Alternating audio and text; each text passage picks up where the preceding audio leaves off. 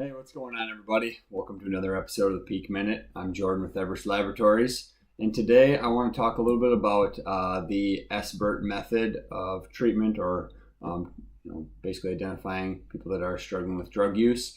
And by no means am I a guidance counselor or someone that can treat kids, but I have done research on this and kind of how it pertains to a drug testing program, specifically for high schools, because I think that's where the SBIRT method is most effective. But first off, the SBIRT method, SBIRT, stands for screening, then the BI, brief intervention, and then RT is referral to treatment. Kind of three parts there, and I kind of the modified version of it in how it relates to drug testing, at least how I see it, is the screening. The first part is going to be your random drug testing, your random urine screen. Where in the original SBIRT method, it's talking to the student or to the patient, where this is more of a black and white way to identify someone with a screen. Obviously the screen is positive and then the confirmatory is positive. Your screening, your S part in SBIRT, is positive.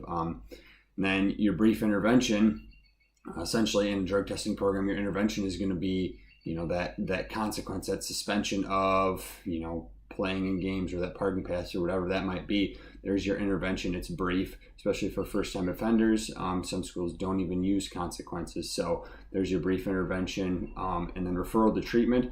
A lot of places are saying, hey, meet with a guidance counselor, meet with someone to give you advice, or get on the path of the right direction and not do drugs.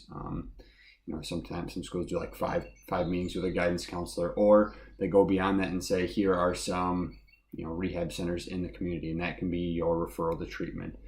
So yeah, that's the what I see as the modified SBIRT method for a high school drug testing program.